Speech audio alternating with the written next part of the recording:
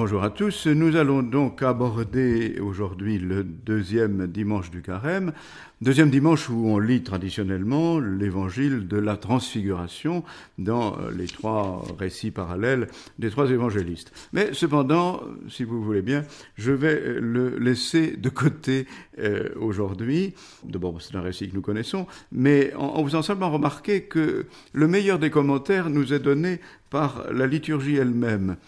Si vous lisez la préface de ce deuxième dimanche de Carême, voilà ce qu'elle nous dit. Après avoir prédit sa mort à ses disciples, il les mena sur la montagne sainte. En présence de Moïse et du prophète Élie, il leur a manifesté sa splendeur. Il nous révélait ainsi que sa passion le conduirait à la gloire de la résurrection. Tout est dit, et si nous cherchons le profit spirituel que nous pouvons en tirer, il faut lire la prière d'ouverture de la messe de ce deuxième dimanche. Tu nous as dit, Seigneur, d'écouter ton Fils bien-aimé. Fais-nous trouver dans ta parole les vivres dont notre foi a besoin, et nous aurons le regard assez pur pour discerner ta gloire. Là aussi, en 4 mots, tout est dit de l'interprétation spirituelle que nous pouvons avoir de l'évangile de la Transfiguration. Je vous propose plutôt aujourd'hui de nous intéresser à un texte qui n'est pas facile, qui est la première lecture de ce jour, le récit dans la Genèse de ce que l'on appelle le sacrifice d'Isaac. Voici ce texte dans le chapitre 22 de la Genèse. En ces jours-là, Dieu mit Abraham à l'épreuve. Il lui dit, Abraham, celui-ci répondit, me voici. Dieu dit, prends ton fils, ton unique, celui que tu aimes, Isaac, va au pays de Moria, et là tu l'offriras en holocauste sur la montagne que je t'indiquerai. Ils arrivèrent à l'endroit que Dieu avait indiqué. Abraham y bâtit l'autel et disposa le bois. Puis il lia son fils Isaac et le mit sur l'autel par-dessus le bois. Abraham étendit la main et saisit le couteau pour immoler son fils. Mais l'ange du Seigneur l'appela du haut du ciel et dit, Abraham, Abraham. Il répondit, me voici.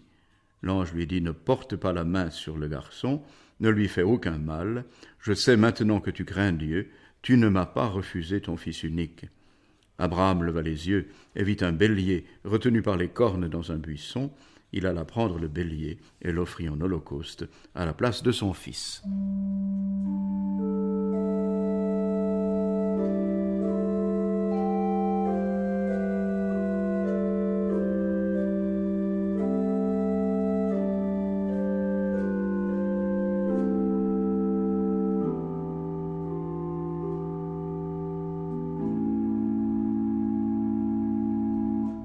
C'est un texte, évidemment, dont l'interprétation n'est pas simple.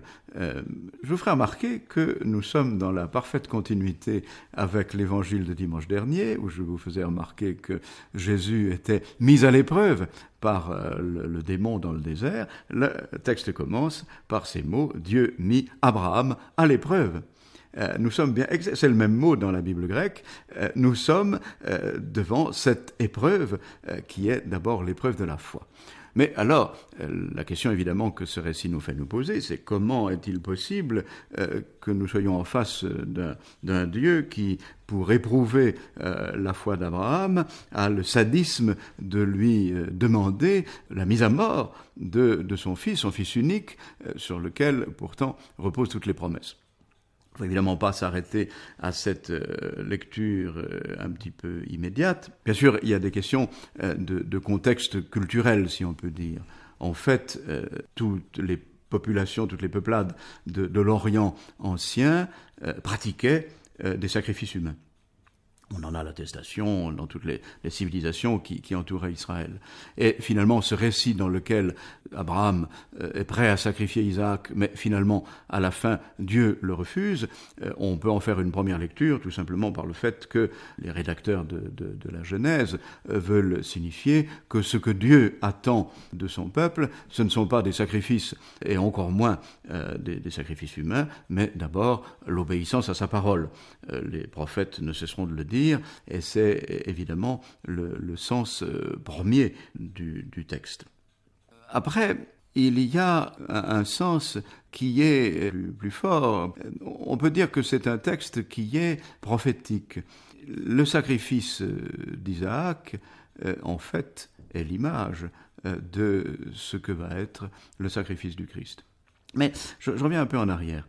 dans toutes les religions primitives, toutes les religions instinctives de l'homme, le sacrifice est au centre, parce que, en fonction de ce que les latins appelaient le principe du do ut des, je te donne quelque chose pour que tu me donnes autre chose. Donc l'homme, pour rendre la divinité favorable, sacrifie quelque chose pour demander en retour un bien supérieur. Et plus ce que l'on demande est important, plus le sacrifice doit être lui-même important. Donc le sacrifice humain, le sacrifice d'un fils premier-né, c'est le maximum du sacrifice auquel peut consentir un homme pour que la divinité donne un bien encore supérieur.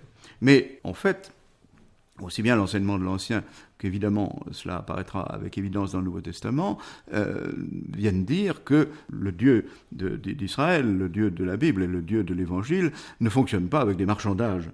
Et que, en fait, Dieu n'a besoin de rien et que l'homme ne peut rien lui donner, c'est Dieu qui donne tout. Et que tout ce que Dieu attend de l'homme, c'est, là encore on en revient à ça, c'est l'obéissance de la foi. Bien sûr, tout cela prendra une lumière totale quand, après, dans le Christ et après le sacrifice du Christ. La liturgie de ce deuxième dimanche de Carême nous fait d'ailleurs le rapprochement, puisque dans la première lecture, celle de la Genèse, nous entendons l'ange dire à Abraham « Ne porte pas la main sur le garçon, ne lui fais aucun mal. Je sais maintenant que tu crains Dieu. Tu ne m'as pas refusé ton fils, ton unique. » Mais dans la deuxième lecture, nous lisons le passage de l'Épître aux Romains, dans lequel l'apôtre Paul dit « Si Dieu est pour nous, qui sera contre nous ? Il n'a pas épargné son propre fils, mais il l'a livré pour nous. » C'est-à-dire que nous avons le parallèle entre Abraham, qui ne refuse pas à Dieu son fils, mais qui n'est que l'image inversée, si l'on peut dire, de ce qui se passe en Jésus, où c'est Dieu qui donne son fils, et cette fois, il le donne jusqu'au sacrifice total. Le sacrifice d'Isaac n'a pas lieu, le sacrifice du Christ, lui, a lieu, mais il a lieu une fois pour toutes. Et d'une certaine manière, il met fin à tous les sacrifices. Désormais, notre relation à Dieu ne passe pas par cette espèce d'échange du do ut des, que je te donne quelque chose pour que tu me donnes autre chose. Désormais, une fois pour toutes, le Christ s'est livré pour nous jusqu'à la fin, et tout ce que nous pouvons faire, c'est, comme Abraham, donner à Dieu en échange notre foi totale dans son amour. D'ailleurs, dans la vieille prière eucharistique romaine, après la consécration, il y a une allusion au sacrifice d'Abraham. Comme il t'a plu d'accueillir le sacrifice d'Abel le juste, celui de notre père Abraham et celui que t'offrit Melchisédek, ton grand prêtre. Ces sacrifices de l'Ancienne Alliance ne sont que l'image du sacrifice parfait qui est celui du Christ.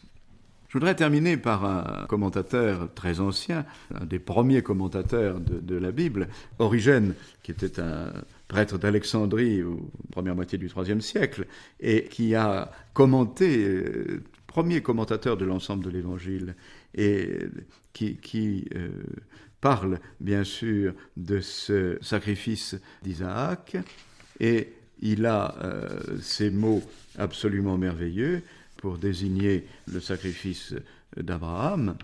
Prenons ces paroles qui ont été dites à Abraham. Pour nous, rapprochons cela des paroles de l'apôtre qui dit de Dieu « Il n'a pas épargné son propre fils, mais il l'a livré pour nous. » Regarde, comme Dieu rivalise de générosité avec les hommes, Abraham a offert à Dieu son fils, un mortel qui pourtant ne devait pas mourir. Dieu offre aux hommes et livre à la mort son Fils immortel. Un magnifique parallèle qui est fait par Origène entre le sacrifice d'Abraham et le sacrifice du Christ. Voilà qui éclaire un petit peu, je pense, ce passage qui peut paraître très, très obscur et très étrange du sacrifice d'Isaac. En réalité, il n'est que la figure du sacrifice du Christ. Comme dit Origène, Abraham, en fait, avait en vue l'avenir en répondant mystiquement, mystérieusement, en répondant au Seigneur dans le sacrifice d'Isaac.